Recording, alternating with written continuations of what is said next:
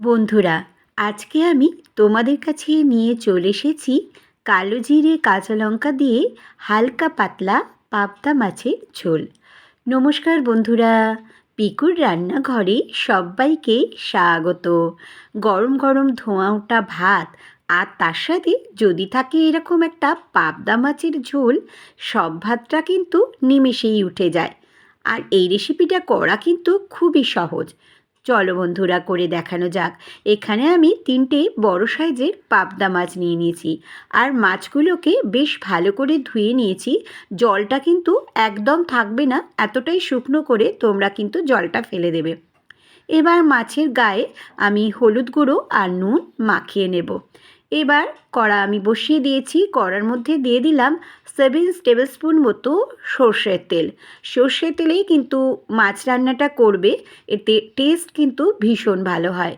ভালো করে নুন হলুদ মাখিয়ে যখন তেলেতে ধোঁয়া উঠে গেল, তখন কিন্তু গ্যাসের ফ্লেমটা একদম আস্তে করে রেখে আমি মাছগুলোকে দিয়ে এপিট ওপিট ভেজে নেব। অবশ্যই কিন্তু বন্ধুরা তোমরা গ্যাসের ফ্লেমটা আস্তে করে দেবে, না হলে কিন্তু পাবদা মাছ ভীষণ তেল ছিটকায় আর গায়েতে কিন্তু ভীষণভাবে আসে, সেই কারণে বললাম। এবার আমি আস্তে আস্তে করে এপিট ওপিট করে ভেজে নেব।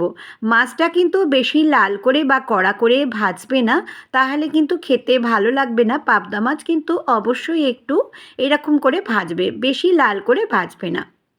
এবার আমার মাছগুলো ভাজা হয়ে গেছে, মাছগুলোকে তুলে রাখলাম। মাত্র 5 মিনিটে কিন্তু এই পাবদা মাছের ঝোলটা তৈরি করা হয়ে যায়।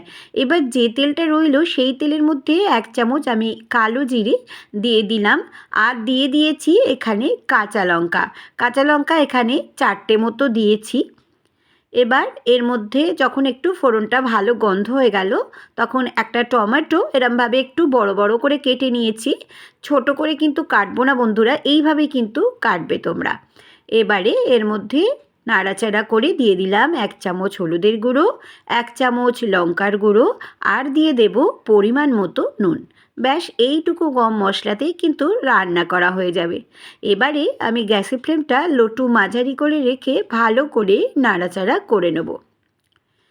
এইভাবে যখন তেলটা ছেড়ে আসবে, তখন আমি এর ওপর দিয়ে দেব জল। এই রেসিপিটা তোমাদের কাছে যদি ভালো লেগে থাকে তাহলে সাবস্ক্রাইব, লাইক, শেয়ার করো। নিচে থাকা বেল বাটনটা প্রেস করে দিও, যাতে নতুন নতুন রেসিপি বা ব্লগ তোমাদের কাছে প্রথমেই পৌঁছে যায়। তেল ছেড়ে এসেছে, এবার আমি জল দিয়ে দিলাম। এখানে তোমরা যেরকম পরিমাণে গ্রেভি খাবে সেরকম অনুসারে জলটা দিও। ভালো করে নাড়াচাড়া করে এবার আমি ভালো করে কিন্তু ফুটিয়ে নেব গ্রেভিটাকে। এবার মাছগুলো ফুটিয়ে নেবার পর 2-3 মিনিট বাদেই কিন্তু দিয়ে দেব। দিয়ে মাছের সঙ্গে গ্রেভিটা কিন্তু একটু মিশিয়ে দেব। একটু উল্টো পাল্টে নিলে পুরোটাই যাবে গ্রেভিটা মাছের মধ্যে। আমার ফেসবুক আর ইনস্টাগ্রামে পিকুর রান্নাঘর আছে, চাইলে সেখানেও কিন্তু তোমরা সদস্য হয়ে যেতে পারো। ব্যাস এবার উল্টে পাল্টে নিলাম। এবার 2-3 মিনিট ফোটালেই কিন্তু তৈরি হয়ে যাবে আমার এই হালকা পাতলা কালো জিরে কাঁচা লঙ্কা দিয়ে পাবদা মাছের ঝোল। এবার একটু গ্যাসের ফ্লেমটা জোর দিয়ে ফুটিয়ে নিচ্ছি।